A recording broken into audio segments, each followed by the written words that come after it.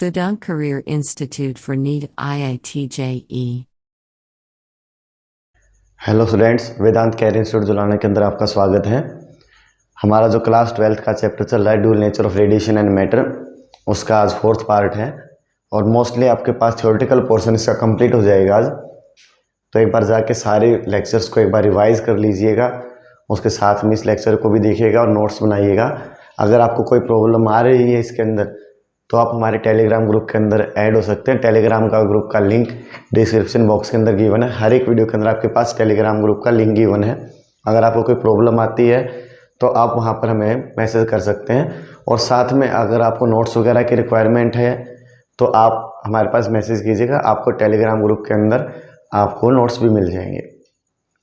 तो स्टूडेंट्स एक बार अपने फ्रेंड्स के साथ इसको शेयर कर दीजिए।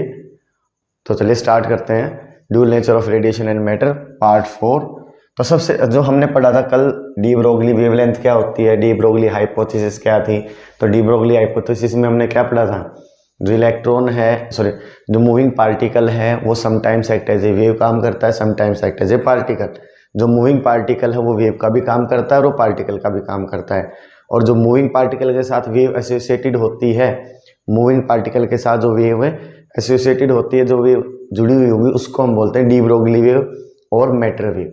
और उसकी वेवलेंथ को हम बोलते हैं डी ब्रोगली वेवलेंथ। और वेवलेंथ का फॉर्मूला आया था आपके पास lambda is equal to h/mv। तो यहां से हमें एक बात पता चली कि जो पार्टिकल है, मूविंग पार्टिकल है, वो वेव नेचर के लिए हुए हैं। कौन सा नेचर लिए हुए हैं? वेव नेचर को लिए हुए हैं। तो वो वेव नेचर पार्टिकल का भी प्रूफ करना था हमें। डी ब्रोगली ने थ्योरेटिकली प्रिडिक्ट कर दिया, उसने फॉर्मूला भी गिवन कर दिया, वेवलेंथ के लिए फॉर्मूला है। लेकिन उसको एक्सपेरिमेंटली भी हमें प्रूफ करना था कि जो इलेक्ट्रॉन मूव करता है, जो पार्टिकल मूव करता है, उसके पास वेव एसोसिएटेड होती है और उस वेव को बोलते हैं डी ब्रोगली वेव या मैटर वेव और उसकी वेवलेंथ है डी ब्रोगली वेवलेंथ। तो यहाँ पर ये चीज़ें तो हमने पढ़ ली। अब प्रैक्टिकली इस चीज़ को किसने डिस्क्राइब किया? डेविसन और जर्मर ने। किसने? Deviation and Germer. इन लोगों ने क्या किया था? एक्सपेरिमेंटली प्रूफ किया था ड्यूल नेचर ऑफ को हमारे पास, यानी मतलब wave nature of the particle, कि जो मूविंग पार्टिकल है उसके पास वेव नेचर है। मूविंग पार्टिकल के पास कैसा नेचर है? वेव नेचर है। उसको एक्सपेरिमेंटली प्रूफ किसने किया था? डेविसन और जर्मर ने। डी ब्रोगली ने हाइपोथेसिस गिवन कर दी, वेवलेंथ का फॉर्मूला गिवन कर दिया लैम्डा इक्वल टू h/mv, लेकिन प्रैक्टिकली एक्सपेरिमेंटली उसको किसने स्टडी किया? डेविसन और जर्मर ने। तो आपका क्वेश्चन क्या आता है? Explain Davisson and Germer experiment. Davisson Germer experiment को आप एक्सप्लेन कीजिए। या क्वेश्चन करता आता है show that a moving particle have wave nature, prove that a moving particle have wave nature, ये प्रूफ करना हो। या थर्ड आपके पास है प्रूव दैट मूविंग इलेक्ट्रॉन है वेव नेचर, मूविंग इलेक्ट्रॉन के पास भी कैसा नेचर है? Wave nature. क्योंकि इलेक्ट्रॉन एक पार्टिकल है जिसका मास है 9.1 इंटू 10⁻31 किलोग्राम। मास कितना है? 9.1 इंटू 10⁻31 किलोग्राम जिसका मास है। तो पार्टिकल है और वो मूविंग पार्टिकल, और मूविंग पार्टिकल के साथ क्या होती है?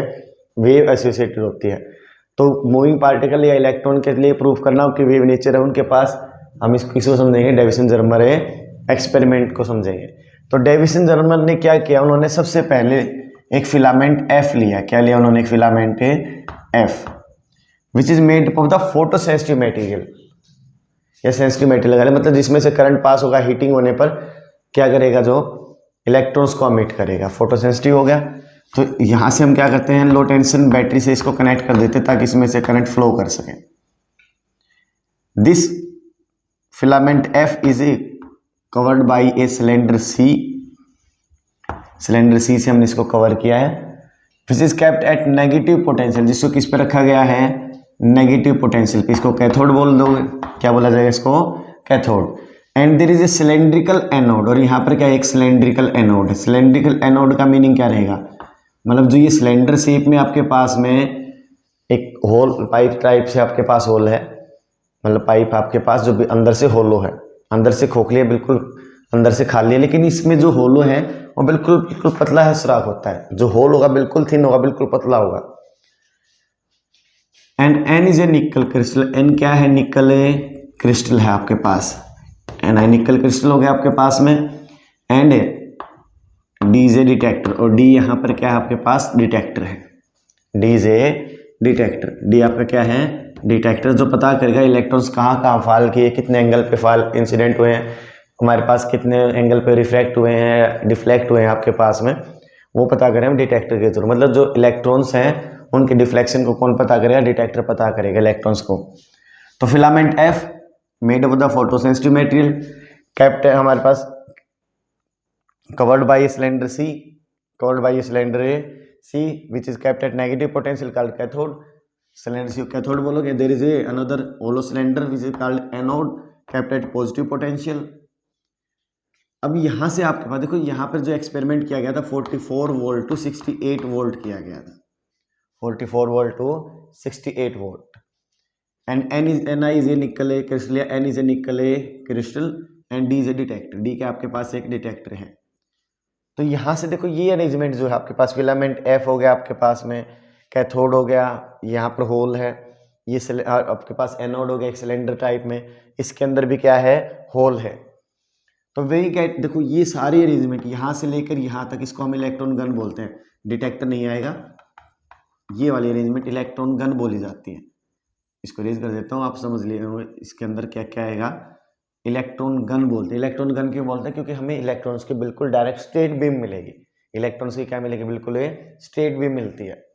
तो filament F, cylinder C which have a hole and are called cathode, cylinder A which is called a anode, इसको हमने क्या बोल दिया, एनोड बोल दिया। ये पॉजिटिव पोटेंशियल भी negative, these are called electron gun. अब इसकी वर्किंग देखते हैं। We get a very fine beam, हमें बिल्कुल सीधी बीम मिले किसकी, इलेक्ट्रॉन्स की। We get a fine beam of electrons with the help of the filament F, cylinder C and cylinder A।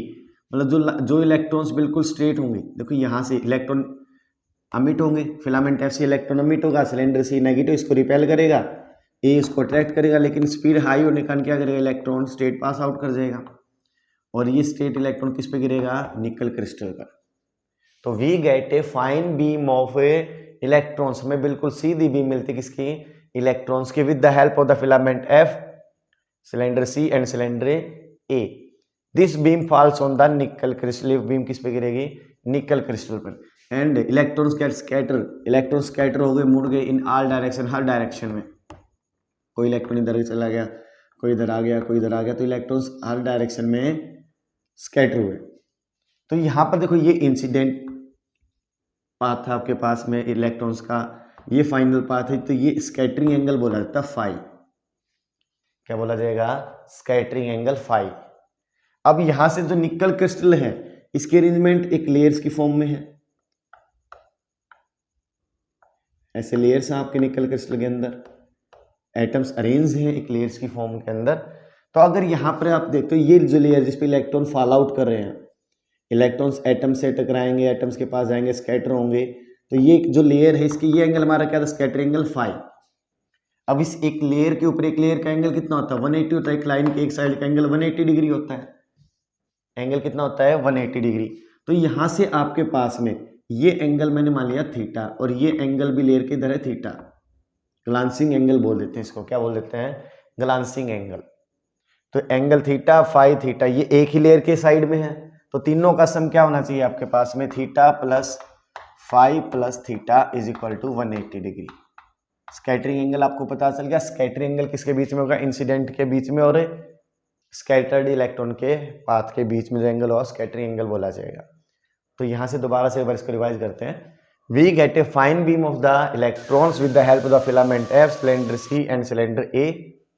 This beam falls on the nickel crystal, beam किस पे fall out करेगा, on the nickel crystal. Then electron scatter in every direction, electron हर direction में क्या होंगे, scattered होंगे, and they are detected by the detector. Phi the scattering experiment angle, scattering angle. Experiment क्या होता है, experiment is done between 44 volt to 68 volt, 44 volt से लेकर 68 वोल्ट के बीच में आपके पास क्या किया गया था, एक्सपेरिमेंट किया गया था। तो यहाँ पर आपके पास में क्या देखा उन्होंने, कि जो इंटेंसिटी थी, सबसे ज्यादा इलेक्ट्रॉन स्कैटर हुए बाय एंगल 50 डिग्री। कितने एंगल से, स्कैटरिंग एंगल फाई कितना है आपके पास है, 50 डिग्री एंगल पे सबसे ज्यादा स्कैटर, सबसे ज्यादा इलेक्ट्रॉन्स मुड़े थे आपके पास में। फाई कितना है 50 डिग्री, लेकिन यहाँ पर जो वोल्टेज थी वो थी 54 वोल्ट। अलग अलग वोल्टेज पे उन्होंने एक्सपेरिमेंट किया, अलग अलग वोल्टेज के ऊपर उन्होंने स्कैटरिंग देखी, इलेक्ट्रॉन्स किधर किधर जा रहे हैं। तो सबसे ज़्यादा इलेक्ट्रॉन्स की इंटेंसिटी, मतलब एक ही जगह पर जो इलेक्ट्रॉन्स आए थे एक ही एंगल पे, वो 54 वोल्ट के ऊपर कितने एंगल पे आए थे आपका 50 डिग्री के ऊपर।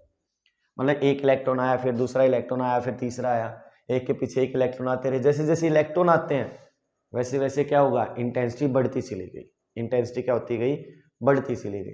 तो यहाँ पर आपके पास में क्या होगा, जो ये नेचर होता है इंटेंसिटी इंक्रीज करने का, ये वेव दिखाती है। कौन शो करता है, वेव शो करता है। चलो इसको बाद में देखेंगे, पहले इसको देखते हैं। 44 volt to 68 volt, experiment is done between 44 volt to 68 volt. 44 volt से 68 वोल्ट के अंदर एक्सपेरिमेंट हुआ।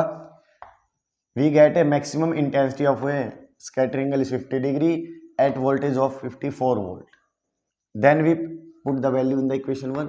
अगर मैं इन वैल्यूज को पुट करता हूँ, थीटा प्लस थीटा क्या हो जाएगा 2 थीटा, फाई आपके पास कितना है 50 डिग्री, इसके इक्वल हो जाएगा 180 डिग्री। तो यहाँ से थीटा क्या रहेगा आपके पास 180 प्लस उधर जा क्या हो जाएगा -50, 2 मल्टीप्लाई है डिवाइड क्या आएगा 130/2, तो कितना आ गया आपका 65 डिग्री। ग्लासिंग एंगल क्या है आपके पास में 65 डिग्री। इसको इक्वेशन 2 डाल देते हैं। बाय ब्रैग्स लॉ, कौन से लॉ के थ्रू, ब्रैग्स लॉ के थ्रू। ब्रैग्स लॉ क्या कहता है, ब्रैग्स लॉ क्या कहता है, n lambda is equal to 2d sine theta. n lambda is equal to 2d sine theta, जहां पर d डिस्टेंस है बिटवीन द टू लेयर्स या इंटरएटॉमिक सेपरेशन, एटम्स के बीच की सेपरेशन, जो लेयर्स के फॉर्म में आपके पास अरेंजमेंट है, उन लेयर्स के बीच की इंटरएटॉमिक सेपरेशन जो है वो आपके पास d है। और जो d थी निकल के लिए होता है 0.91 एंगस्ट्रॉन। क्या होता है 0.91 एंगस्ट्रॉन होता है आपके पास में। और फर्स्ट लेयर के लिए n की वैल्यू क्या हो जाएगी 1 हो जाएगी। तो यहाँ से n की जगह हमने 1 पुट किया तो लैम्डा रिमेनिंग रहा। d as it is angstrom, d distance क्या आपका 0.91 एंगस्ट्रॉन। एंगस्ट्रॉन क्या था 10 की पावर -10। थीटा आपके पास क्या आया 65 डिग्री। तो एक्सपेरिमेंटली जो वेवलेंथ आपके पास आई, ये नियरली वैल्यूज आती है आपके पास 1.65 एंगस्ट्रॉन। इसको आपको फाइंड आउट करने की रिक्वायरमेंट नहीं है। तो ये आपके पास क्या था वेवलेंथ थी, ये एक्सपेरिमेंटली आया। बाय ब्रैग्स, हमारे पास डी ब्रोगली ने क्या कहा था, by de Broglie hypothesis, de Broglie ने क्या कहा था आपके पास में, wavelength is equal lambda is equal to 12.27/√v angstrom होगा आपके पास। आपके पास v कितना है 54 वोल्ट, v कितना आपके पास है 54 वोल्ट, 12.27/√54 एंगस्ट्रॉन। ये नियरली आपके पास आता है 1.66 एंगस्ट्रॉन। ये जो वेवलेंथ है आपके पास, ये थ्योरेटिकली प्रिडिक्ट की हुई है।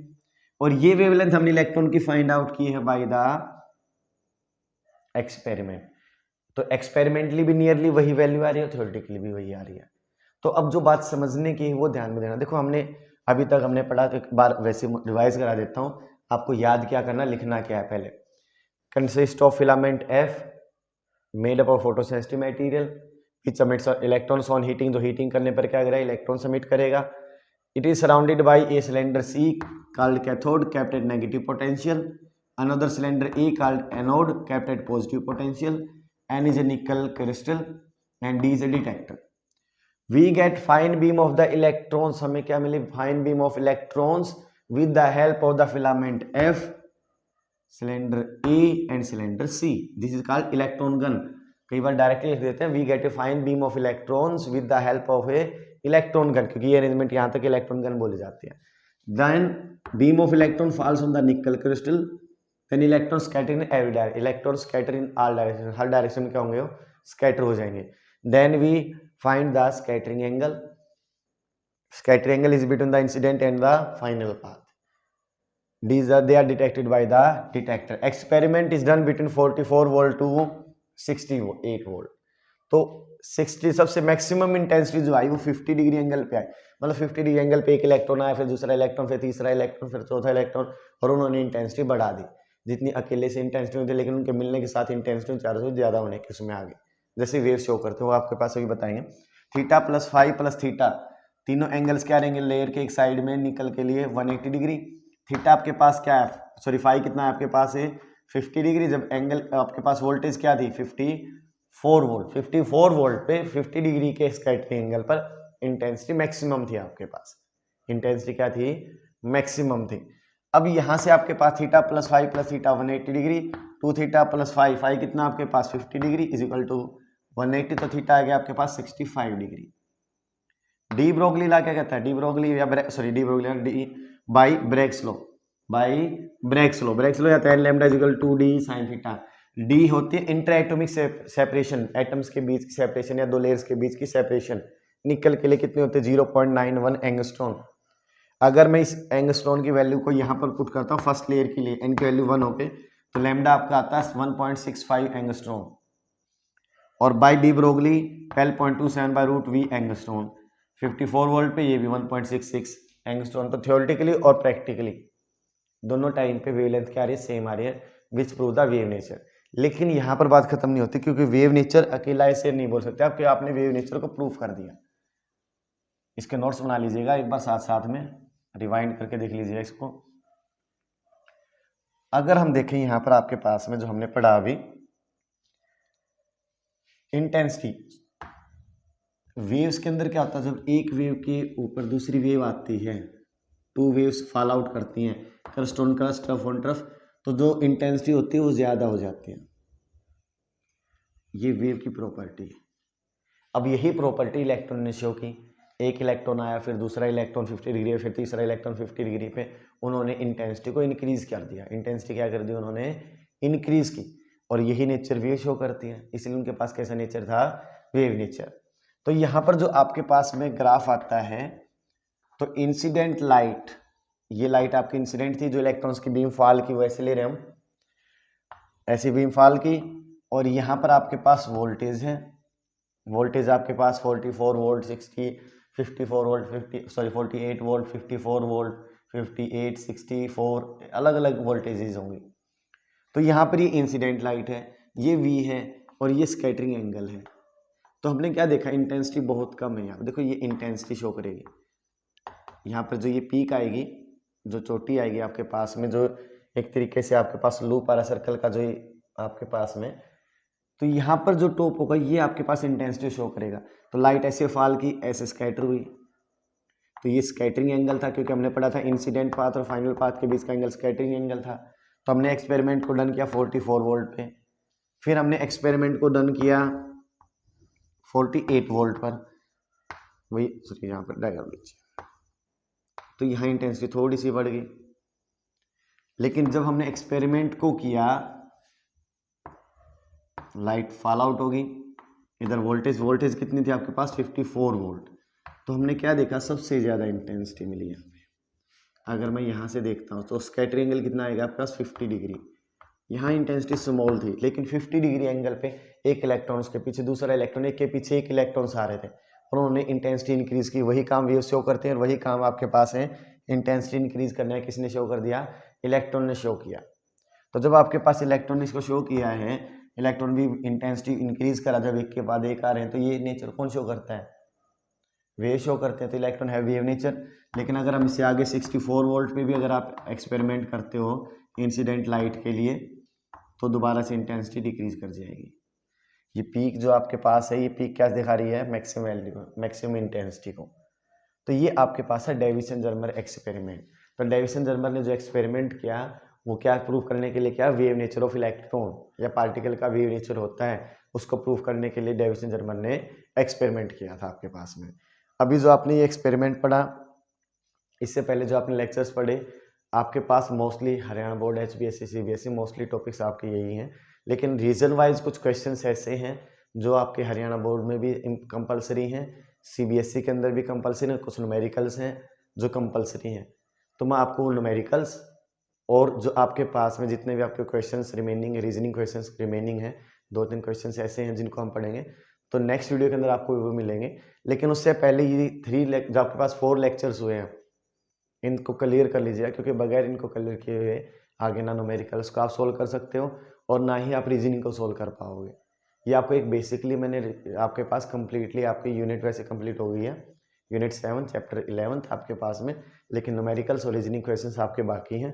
बेसिक आपका कंप्लीट हो गया है। अगर हरियाणा बोर्ड के लिए देखते हो तो बिल्कुल आपका कंप्लीटली मोस्टली इन्हीं में से क्वेश्चंस आते हैं जो आपने अभी तक पढ़ा है। न्यूमेरिकल्स बिल्कुल आपके पास ईजी क्वेश्चंस आते हैं, वो मैं आपको नेक्स्ट वीडियो के अंदर करवाऊंगा। तो अगर आपको वीडियो अच्छी लगे अपने फ्रेंड्स या शेयर कीजिएगा, अपने स्कूल के अंदर शेयर कीजिए, अपने फ्रेंड्स को शेयर कीजिए। मोस्टली आपके पास HBSC जो हरियाणा बोर्ड वाले स्टूडेंट्स हैं और जो CBSE में थ्योरेटिकल क्वेश्चंस के लिए पढ़ रहे हैं, वो इन वीडियोस को ज़रूर देखें और अपने फ्रेंड्स को शेयर कीजिए। इन्हीं के अंदर से क्वेश्चंस आने हैं, आपको फ़ायदा रहेगा, उनको फ़ायदा रहेगा, दोनों के परसेंटेज अच्छे बनेंगे। Thank you students.